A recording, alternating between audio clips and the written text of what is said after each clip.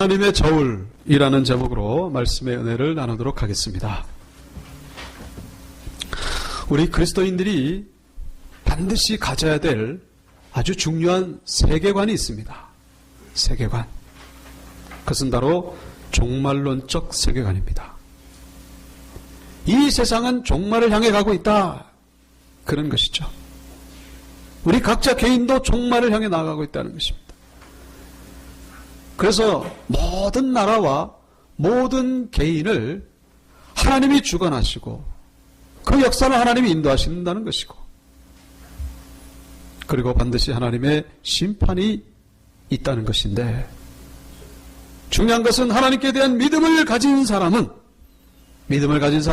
하나님의 어떠한 심판과 그리고 우리의 삶 속에서 다가오는 어떠한 고난도 이겨낼 수 있다고 하는 것, 이것이 바로 종말론적 세계관이라고 말할 수 있습니다. 이 종말론적 세계관을 아주 잘 보여주는 그 대표적인 성경, 그게 바로 오늘 우리가 읽은 다니엘서라고 말할 수 있습니다. 그 다니엘서에 보시면 여러 가지 이야기가 나옵니다. 그래서 이 다니엘이 사자굴 속에 들어갔지만은 구원함을 받았고, 그리고 다니엘의 세 친구가 불못불 속에 들어갔지만은 하나님이 함께 하셔서 구원함을 얻었고, 이게 뭡니까? 믿음을 온전히 가진 사람은 불못불 속에서도 사자굴 속에서도 구원함을 받는다는 것을 말씀하고 있는 것이죠. 그리고 또 한 가지, 이 다니엘서에 보면은 바벨론 제국에 대해서 많이 말씀하고 있는데, 바벨론 제국의 그 느부갓네살이라고 하는 그 제왕, 그 왕이 어느 날 꿈, 어떤 꿈을 꿉니까? 이 신상, 어떤 5가지 재료로 만들어진 그 신상이 이 무너지는 것을 통해서, 그리고 또 이 느부갓네살이 어느 날 하나님 앞에 교만해가지고 그만 하나님의 그 심판을 받게 됩니다. 갑자기 머리가 돌아요. 정신이 돌아 미쳐가지고 자기가 소라고 생각합니다.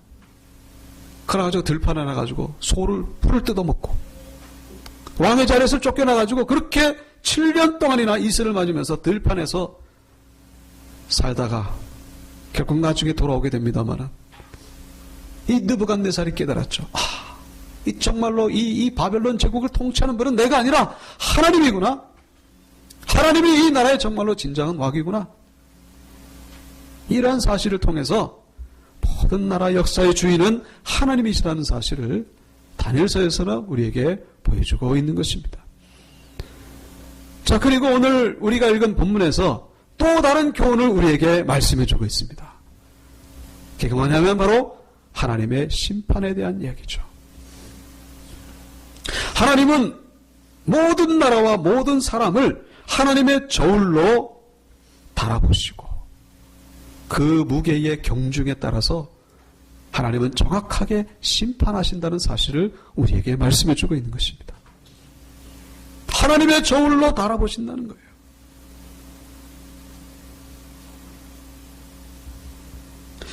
자, 그래서 그 다니엘서 4장 25절에 보시면은 그런 말씀이 나오죠. 왕이 사람에게서 쫓겨나서 들짐승과 함께 살며 소처럼 풀을 뜯어먹으며 하늘이슬에 젖을 것이요 이와 같이 7대를 지낼 것이다. 그때에 지극히 높으신 이가 사람의 나라를 다스리시며 자기의 뜻대로 그것을 누구에게든지 주시는 줄을 아시리이다. 무슨 얘기입니까? 하나님이 진정으로 주인이 되시고 왕이 되신다는 사실을 말씀하고 있습니다. 자, 그리고 오늘 본문에 와가지고 바로 하나님의 심판에 대해서 말씀하고 있는데, 그림 하나를 보겠습니다. 그 유명한 렘브란트라고 하는 화가가 그린 그림인데, 저 가장 중앙에 있는 그 터번 같은 것을 쓴 분이 바로 이렇게 그 왕입니다. 오늘 본문의 주인공이 되는 벨사살 왕. 이 벨사살 왕은 이 바벨론 제국의 마지막 왕이었습니다. 그가 마지막으로 이제 나라가 멸망하게 되죠. 이 벨사살 왕이 이 그 1000명의 귀족들을 불러다 놓고 아주 큰 잔치를 벌였습니다. 뭐 술을 부어라 마시라 그러면서 아주 큰 잔치를 벌이고 있는데 이 벨사살 왕이 갑자기 조금 약간 엉뚱한 그런 명령을 내리게 됩니다.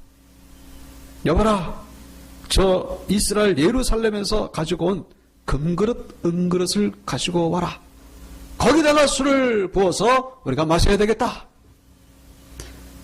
근데 이 금그릇, 은그릇은 보통 그릇이 아니죠. 하나님의 성전에서 쓰던 거룩한 그릇들입니다. 성전에서 쓰던 이 거룩한 그릇에다가 술을 부어서 마신다는 것은 실로 하나님의 이름을 망령되이 일컫는 아주 크나큰 죄에 해당되는 그런 행동이라고 말할 수 있습니다. 아마 이 벨사살 왕이 이렇게 명령을 내린 데에는 아마 그런 이유가 있다고 볼 수 있습니다. 그러니까 자기가 믿는 이 바벨론의 신이 이 유대 나라에서 믿는 그 여호와 신보다 더 크다는 것을 아주 자랑하기 위한. 그러니까 자기들이 믿는 그 바벨론의 신은 마르둑이라고 합니다. 그 벨이라고도 하고 어디서는 또 바알이라고도 합니다만 이 마르둑 신이 이렇게 우리 바벨론을 지켜가지고 이렇게 떵떵거리고 사는데 저 여호와가 보호하는 유대 나라라고 하는 것은 지금 포로로 잡혀왔지 않느냐. 그래서 마르둑 신이 최고라고 하는 것을 아주 사람들에게 보여주기 위한 그런 퍼포먼스라고 우리가 말할 수 있습니다. 그래서 예루살렘 성전에서 쓰던 그릇에다가 술을 부어서 마시기 시작했다는 거예요. 그렇게 분위기가 한껏 고조되고 있던 때에 완전히 분위기가 바뀌어지게 되는 그런 사건이 벌어지게 됩니다. 그러면서 보시다시피 벽에 손가락이 나타나서 글자를 쓰기 시작하는 것입니다. 성경 5장 5절에 보시면은 그런 말씀이 나옵니다. 그때에 사람의 손가락들이 나타나서 왕궁 촛대 맞은편 석회벽에 글자를 쓰는데 왕이 그 글자 쓰는 손가락을 본지라. 여기 촛대 맞은편이라고 하는 말은 이 촛불로 인해 가지고 아주 잘 보이는 그런 장소라는 거예요. 석회벽은 뭡니까? 아주 흰색에 가까운 그런 벽이죠. 거기에 글자가 손가락이 나타나 가지고 글자를 쓰니 이 너무나 황당하고 놀란 나머지 여기 6절에 보시면은 그 왕의 얼굴빛이 변하고 생각이 번민하여지고 넓적다리 마디가 녹는 듯하고 그의 무릎이 서로 부딪혔다라고 기록하고 있습니다. 뭐 그냥 사람이 나와서 쓴 게 아니라 손가락이 막 글자를 쓰는데 그걸 보고 너무나 놀란 나머지 그냥 다리가 덜덜덜덜 떨렸다. 이제 그런 모습을 우리가 볼 수가 있는 것이죠. 자, 그런데 더 큰 문제는 도대체 저 손가락이 쓰는 글자가 무슨 뜻이냐 하는 거예요. 저 글자의 의미가 나에게 좋은 것인지 나에게 안 좋은 것인지 그걸 알 수가 없는 거예요. 그래서 이 벨사살 왕이 그 바벨론 제국의 모든 점쟁이와 무당들을 불러다가 그 글자를 해석하도록 명령을 내립니다. 도대체 저게 무슨 글자냐? 저걸 알아맞추는 사람에게 금사슬을 목에 걸게 하고 자주색 옷을 입히고 이 나라의 셋째 통치자로 삼을 것이다. 그렇게 상을 약속을 했지만은 어느 누구도 이 글자의 의미를 해석하는 사람이 없었습니다. 알 수가 없는 거예요. 자, 근데 그때 마침 등장한 사람이 누구냐면은 바로 왕비였습니다. 네. 10절에 보시면은 왕비가 왕과 그 귀족들의 말미암아 잔치하는 궁에 들어왔다라고 기록하고 있죠. 자, 여기서 왕비는 이 벨사살 왕의 부인이 아니라 그 어머니를 얘기를 한다라고 말할 수 있습니다. 이 부인되는 사람들은 그 잔치 자리에 있는 상황이기 때문에 밖에 있다가 들어온 분은 이제 이 벨사살 왕의 어머니가 되는 것이죠. 이 왕비가 모든 상황을 알아차리고 그 벨사살 왕에게 한 사람을 소개합니다. 이 글자의 의미를 해석할 수 있는 사람이 한 사람이 있습니다. 그 분은 이 거룩한 신들의 영이 충만한 그런 지혜와 명철과 총명이 충만한 그런 지혜 있는 사람입니다. 이 왕비는 이 사실을 어떻게 알았을까요? 이 세월을 살면서 바로 그분이 누굽니까? 바로 다니엘이었던 것이죠. 다니엘이 그 아버지, 그 할아버지 때 느부갓네살 때부터 이 느부갓네살의 그 누구도 해석하지 못했던 꿈을 해석함으로 인해 가지고 나라의 아주 최고 지도자가 되었다는 사실을 이 왕비는 누구보다도 잘 알고 있었던 것이죠. 할아버지 느부갓네살의 꿈을 해석하고 그리고 이 나라를 지혜롭게 다스리는 다니엘이 바로 이 글자를 해석할 수 있습니다. 그렇게 얘기를 해주니까 벨사살 왕이 그러면은 그 다니엘을 데리고 오시라고. 다니엘이 벨사살 왕 앞에 섰습니다. 벨사살 왕이 말하죠. 네가 이 글자를 맞추면은 내가 이 나라의 셋째 통치자로 삼을 것이다. 상을 줄 것이다. 그랬더니 다니엘이 대답합니다. 그런 상은 필요 없습니다. 다만 제가 당신에게 하나님의 말씀을 전하겠습니다. 그러면서 5장 17절부터 이렇게 18절부터 이제 하나님의 말씀을 전하게 되죠. 어떤 말씀입니까? 당신의 할아버지 느부갓네살 때에 서두에서 말씀드린 대로 이 왕이 하나님 앞에 교만해져 가지고 그 왕의 자리에서 쫓겨나 가지고 정신이 돌아서 이 소처럼 7년 동안 그렇게 들판에서 생활하면서 풀을 뜯어먹으면서 살다가 결국 나중에 진정한 나라의 통치자는 자기가 아니라 하나님이라는 사실을 깨달았다는 사실을 벨사살 왕 당신은 분명히 듣고 배우고 익히 알고 있을 텐데 그 사실을 아는 사람이 이렇게 하나님 앞에서 큰 범죄를 저지르고 있기 때문에 그 이유 때문에 이 손가락이 나타난 것입니다. 그러면서 오늘 우리가 읽었던 본문에 나오죠. 자, 24절입니다. 이러므로 그의 앞에서 이 손가락이 나와서 이 글을 기록하였나이다. 기록된 글자는 이것이니 뭡니까? 메네 메네 데겔 우바르시니라. 무슨 뜻이냐? 메네라고 하는 것은 세어보았다라는 뜻입니다. 데겔이라고 하는 뜻은 무게를 달아봤다라는 뜻입니다. 그리고 우바르신이라고 하는 것은 이제 나라가 갈라지게 된다 그런 뜻입니다. 이것을 다시 말씀드리면은 하나님께서 하나님의 저울에 당신을 재어봤더니 계산해봤더니 이게 무게가 나가지 않더라는 거예요. 이 무게가 하나님의 기준에 합당하지 않기 때문에 하나님께서 당신을 버리시고 이 나라는 메대와 바사라고 하는 나라에게 결국 멸망하게 될 것입니다. 이 이야기를 해줬더니 벨사살 왕은 다니엘에게 약속했던 상급을 내려주고 그러나 더 중요한 결론이 있죠. 바로 그날 밤에 다니엘이 얘기했던 것처럼 하나님의 말씀대로 이 벨사살 왕은 죽임을 당하고 결국 바빌론은 이 메대 사람 다리오에게 결국 나라가 넘어갔다고 하는 그런 말씀을 오늘 본문은 우리에게 보여주고 있습니다. 이것이 바로 다니엘서가 우리에게 주는 세 번째 교훈이라는 거예요. 뭡니까? 하나님은 하나님의 저울로 모든 나라와 모든 개인을 달아보시고 그 경중에 따라서 반드시 심판하신다는 사실을 우리에게 말씀해 주고 있는 것입니다. 여러분, 그래서 우리는 이 하나님의 저울에 우리 자신을 달아봐야 된다는 거예요. 하나님은 지금도 여러분을 달아보고 계신다는 거예요.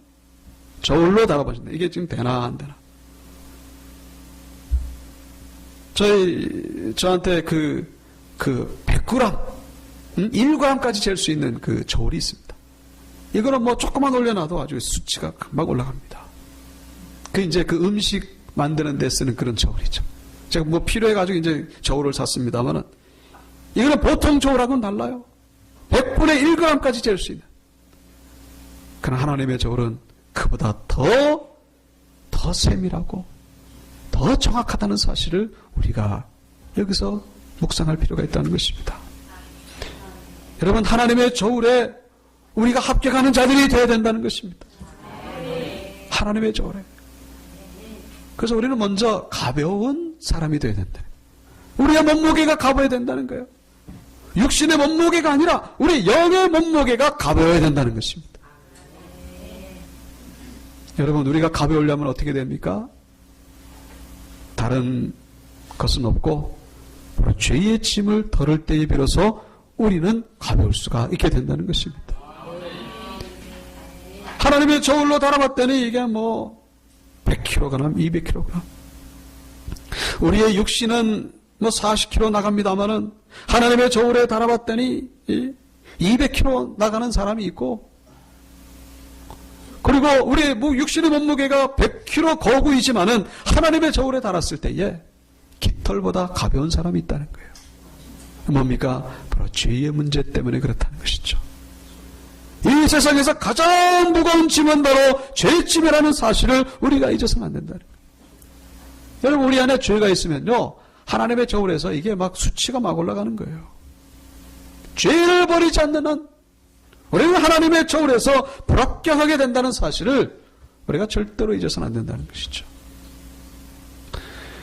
여러분, 이 오늘 본문에 나오는 이 벨사살 왕이 갑자기 이 메대 사람에게 공격을 당해가지고 멸망당한 이 사실은 말세를 살아가는 이 시대에 우리에게 아주 중요한 교훈을 주고 있다는 거예요. 그건 뭐냐? 마치 먹고 마시고 취해서 살고 있는 이 시대 가운데에 도적같이 임하시는 예수 그리스도의 제 이름으로 인해서 시작되는 심판을 예고하고 있다는 사실을 우리가 여기서 기억할 필요가 있다는 것입니다. 이거는 예수님의 재림의 예고편이라는 거예요. 여러분, 이 벨사살 왕은 자기가 멸망할 것이라고는 꿈에도 몰랐습니다. 이렇게 먹고 마시고 영원히 이렇게 즐거운 날이 계속될 것이라고 생각했습니다. 착각이었죠. 그때 멸망이 호련히 임해서 결국 바벨론이 무너지고 말았다는 사실. 마태복음 24장 37절 39절입니다. 노아의 때와 같이 인자의 임함도 그러하리라. 홍수전에 노아가 방주에 들어가던 날까지 사람들이 먹고 마시고 장가들고 시집가고 있으면서 홍수가 나서 저희를 다 멸하기까지 깨닫지 못하였으니 인자의 임함도 이와 같으리라. 예수님이 재림하실 바로 그 직전의 모습이 어떻다고요? 먹고 마시고 장가들고 시집가고 세상에 완전히 취해 있을 때에, 정신없이 즐기고 있을 그때에 예수님이 재림하셔서 심판하신다는 거예요. 마치 뭐와 같이 이 벨사살 왕이 잔치자리에 있다가 먹고 마시고 부어라 마시라 즐기다 하다가 결국 메대 사람에게 멸망당한 것처럼 그런 일들이 똑같이 일어나게 된다는 거예요. 누가복음 21장 34절 36절 다 같이 읽어볼까요? 너희는 스스로 조심하라. 그렇지 않으면 방탕함과 술취함과 생활의 염려로 마음이 둔하여지고 뜻밖의 그날이 덫과 같이 너희에게 임하리라. 이 날은 온 지구상에 거하는 모든 사람에게 임하리라. 이러므로 너희는 장차올 이 모든 일을 능히 피하고 인자 앞에 서도록 항상 기도하며 깨어있으라 하시니라. 아멘. 마태복음에서도 말씀하시고 누가복음에서도 말씀하십니다. 예수님이 재림하셔서 심판하시는 날이 바로 이 오늘 본문의 날과 같이 우리의 삶의 현실 속에서 그대로 이루어질 수 있다는 사실을 말씀하고 있습니다. 자, 그래서 계시록 18장에 이런 말씀이 나옵니다. 무너졌도다 무너졌도다 큰 성 바벨론이여. 바벨론이요? 요한계시록에 바벨론을 다시 한번 말씀하고 있습니다. 귀신의 초소와 각종 더러운 영이 모이는 곳과 각종 더럽고 가증한 새들이 모이는 곳이 되었도다. 그 음행의 진노의 포도주로 말미암아 만국이 무너졌으며 또 땅의 왕들이 그와 더불어 음행하였으며 땅의 상인들도 그 사치의 세력으로 치부하였도다 하더라. 여기 바벨론이 멸망하던 때의 모습을 요한계시록에서 다시 한번 말씀해주고 있는데 그 이유는 무엇입니까? 우리가 지금 살아가는 이 시대가 바로 바벨론이라는 사실을 우리에게 말씀해주고 있는 것이죠. 예수님의 재림하셨던 그날에 이 바벨론이 그렇게 멸망하게 된다는 것입니다. 음행의 진노의 포도주, 그리고 땅의 왕들이 그와 더불어 음행했고 땅의 상인들도 그 사치의 세력으로 치부하였도다. 돈으로 인하여 돈에 취하고 쾌락에 취하고 죄에 취하고 그럴 때에 주 예수 그리스도께서 재림하셔서 심판하시게 된다는 것을 말씀하고 있습니다. 여러분, 이것이 실감이 나지 않는다는 게 문제죠. 우리가 사는 이 시대는 영원히 계속 갈 것이라고 생각하는 것, 그것이 문제라는 거예요. 여러분, 좀 전에 말씀드린 대로 이 벨사살 왕은 바벨론이 무너질 거라고 생각도 못했습니다. 왜냐하면 바벨론 이 성은요, 워낙에 튼튼하고 견고하게 만들어진 성이었기 때문에 소위 말하는 난공불락의 성, 이걸 공격해가지고 무너뜨릴 수가 없다는 거예요. 이 성벽의 높이가 한 10m가 됩니다. 그리고 성벽의 두께는 이 전차 2대가 왕복할 수 있는 그런 어마어마한 두께의 성벽입니다. 그리고 성벽 바로 앞에는요, 이 인공으로 만든 수로가 이렇게 물이 흐르고 있어요. 9m 높이, 9m 깊이의 그 강이 흐르고 있기 때문에 성벽을 넘는 것도 힘들지만은 넘기 위해서 먼저 강을 건너야 됩니다. 그리고 그 성 안에는 20년 동안 먹고도 남음이 있는 그런 양식을 비축해 놨습니다. 적들이 쳐들어와도 성도 못 넘을 뿐만 아니라 뭐 공격을 한다고 해도 적당히만 방어만 하면은 성문만 거꾸로 잠그고 있으면요 20년 동안 먹고 살 수 있기 때문에 공격을 하다가 지쳐서 돌아가는 상황이기 때문에 이 벨사살 왕은 안심을 하고서 먹고 마시고 즐기고 있었다는 거예요. 여러분, 사실 이 벨사살 왕이 잔치하던 날에 이 메대에게 급습을 당했다는 건 이거는 사실 이해하기 어려운 것인데, 그 이유는 뭐냐면은 사실은 이 벨사살 왕은 이미 메대가 그 성 바깥에 진을 치고 있었다는 것을 알고 있었습니다. 알고 있음에도 불구하고 성을 믿었다는 거예요. 까짓것 뭐 공격하라면 공격해봐라. 나는 먹고 마시고 즐길 테니까 마음대로 해봐라. 아주 세상 말로 객기를 부리고 있었다는 거예요. 니네가 공격해봐도 끄떡도 없을 것이다. 이런 자신만만함 속에서 그렇게 쾌락을 즐기고 있었는데 결국 이 벨사살 왕은 죽는 그 순간에, 메대 사람의 칼날에 죽는 그 순간에야 비로소 자기가 믿었던 이 성이 결국 한낱 함정에 불과하다는 사실, 그 성이 결국 덫에 지나지 않았다는 사실을 그 순간에 깨달았을 것이라고 우리가 쉽게 생각해 볼 수가 있다는 것입니다. 여러분이 지금 믿고 있는 게 뭡니까? 하나님을 믿지 않는다면은 여러분이 믿고 있는 돈, 여러분의 그 건강, 여러분의 자녀, 여러분의 주변에 있는 사람, 여러분 자신, 여러분 그것은 결국 덫과 같이 여러분에게 임할 수 있다는 사실을 잊어서는 안 된다는 것입니다. 우리가 믿을 분은 오직 한 분밖에 없다는 거예요. 하나님 예수 그리스도만이 우리에게 진정한 성벽이 되시고 방패가 되신다는 사실을 우리가 잊어서는 안 된다는 거예요. 여러분, 우리는 너무나 착각 속에 살아가고 있어요. 이 세상이 영원히 지속될 것처럼, 아이고 뭐 무슨 일이 있겠어? 뭐 세계에서 무슨 뭐 전쟁이 벌어진다 이거 나하고는 아무 상관이 없지. 그리고 우리는 계속해서 어제 하던 일을 계속해서 되풀이합니다. 죄를 먹고 마시고. 다니엘서에 나오는 바벨론 제국은 바로 말세를 살아가는 이 시대를 말하고 있다는 사실을 우리가 잊어서는 안 된다. 창조주 하나님 앞에 감사드리고 그분께 영광을 돌려야 될 텐데 그런 거는 전혀 상관도 하지 않아요. 안정에도 없죠. 그저 그냥 우리끼리 먹고 마시고 돈 많이 벌고 죄 짓고 취하다. 그러다가 결국 밤에 도적이 임하는 것처럼 그렇게 하나님의 심판을 받게 된다는 것을 다니엘서를 통해서 우리에게 말씀해 주고 있는 것입니다. 그래서 어떻게 해야 되는 것입니까? 요한계시록 18장 4절에서 말씀하고 있죠. 또 내가 들으니 하늘로부터 다른 음성이 나서 이르되 내 백성아 거기서 나와 그의 죄에 참여하지 말고. 따라해 보실까요? 내 백성아 거기서 나와 그의 죄에 참여하지 말라. 내 백성아 거기서 나와서 그의 죄에 참여하지 말라. 그가 받을 재앙들을 받지 말라. 그의 죄는 하늘에 사무쳤으며 하나님은 그의 불의한 일을 기억하신지라. 여러분, 나오라는 거예요. 빨리 빠져나오라는 것입니다. 소돔과 고모라 성이 불과 유황으로 멸망할 때에 빠져나왔던 롯과 롯의 두 딸과 같이 빨리 빠져나오라. 빠져나오지 않으면 어떻게 된다는 거예요? 하나님의 심판, 전 인류적으로 임하는 심판이 임하기 전에 여러분 각자 개인에게 하나님의 심판이 임할 수 있다는 사실을 우리가 잊어서는 안 된다는 거예요. 하나님은 지금도 저울로 달아보신다는 거예요. 저울로 달아.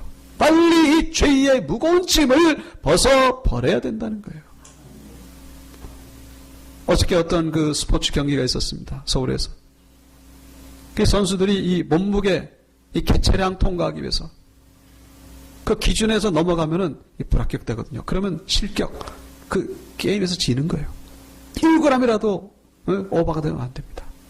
그러니까 어떤 선수가 이 합격하려고 아예 팬티까지 벗고 저울로 올라가는 거예요. 물론 사람들이 이렇게 천으로 가르쳤습니다만 아주 그냥 악착같이 입고 합격하려고. 팬티도 이게 무게가 나가거든요. 1g이라도 지나면 안 되니까.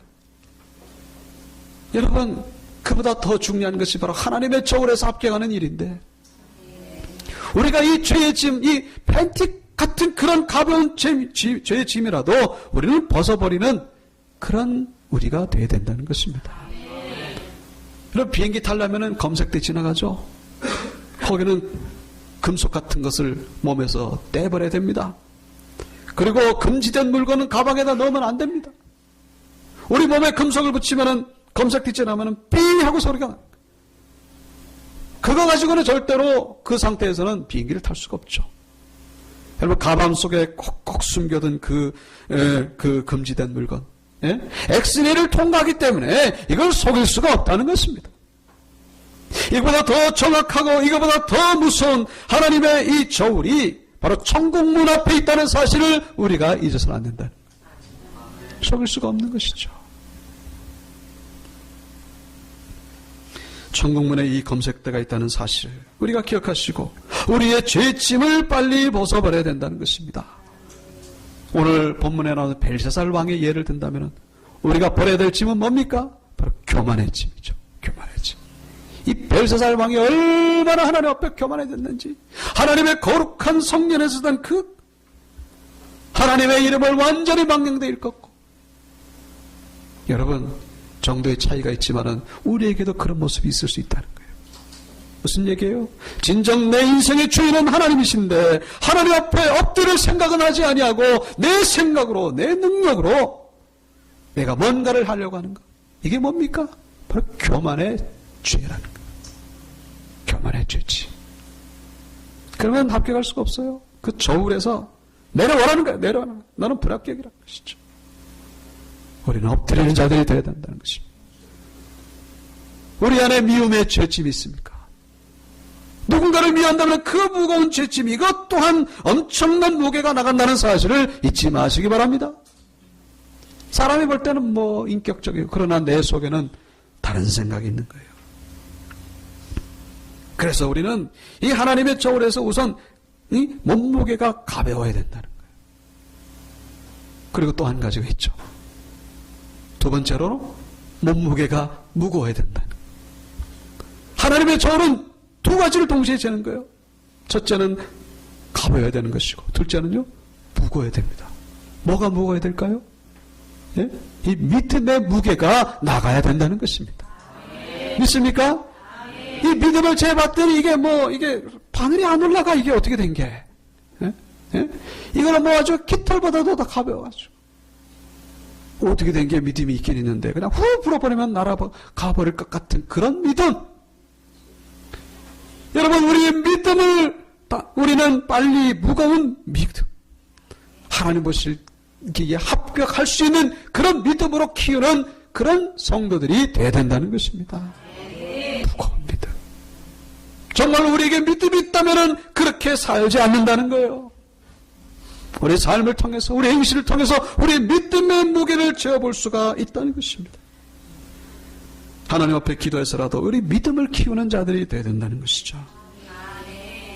그리고 내 십자가가 무거워야 된다는 거예요. 봉사하고 헌신하고. 여러분, 하나님 앞에서 정말로 그래도 내가 보일 수 있는 게 뭐가 있습니까? 하나님, 나는 이렇게 무겁습니다. 내 믿음 때문에 무겁고 내가 지는 십자가 때문에 무겁습니다. 그런 게 우리가 있어야 된다는 거예요. 과연 나는 예수님 때문에 지는 십자가는 무엇인가? 예수님 때문에 내가 희생하고 양보하고 인내하고 용서하는 것이 무엇인가? 여러분, 착각하지 마시기 바랍니다.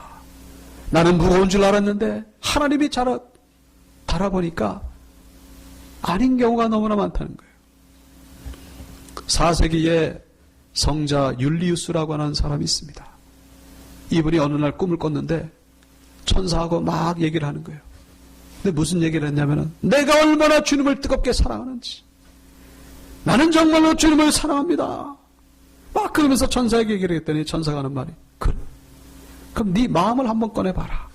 네 마음의 무게를 한번 재봐야 되겠다. 그래가지고 가슴에서 이 마음을 꺼내가지고 천사에게 줬더니 무겁네. 이거 한 100g이나 나가겠네. 하지만 잠깐 기다려보라고. 이거 좀 조사를 해봐야 되겠다고. 왜 이렇게 무게가 나가는지 한번 봐야 되겠다고.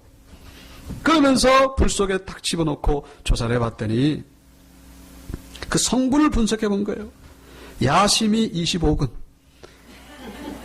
의심이 25근, 질투와 근심이 각각 10근, 명예욕이 30근, 그리고 예수님께 대한 순수한 사랑은 10근도 나가지 않습니다.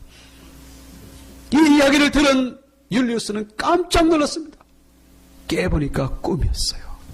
그 자리에서 하나님 앞에 통곡을 하면서 내가 하나님 앞에 이 무거운 무게를 가지고 있는 줄 알았는데 착각이었다는 것을 알고서 하나님 앞에 뜨겁게 회개의 눈물을 흘리고 나중에 새로운 사람으로 변화되었다고 하는 그런 이야기가 있습니다. 여러분, 우리는 너무나 인간적인 눈으로 우리 자신을 평가할 때가 많이 있어요. 사람의 눈으로 나를 평가할 때가 많이 있어요. 내 외모는 어떨까? 내가 가진 재산은 뭐 어떨까? 여러분, 그런 것만 저울에다가 달아보려고 하지 마시고 우리의 인격을 달아보시고 우리의 성품을 달아보시고 우리의 믿음을 달아보시고 죄의 짐을 달아보는 우리가 되어야 된다는 것입니다. 말씀을 마치겠습니다. 우리는 하나님의 저울에 우리 자신을 달아봐야 됩니다. 죄의 짐을 벗어버리시고 그 믿음의 무게를 키우셔서 하나님 앞에 저울에서 합격하는 저와 여러분들 다 되시기를 주 이름으로 축원합니다.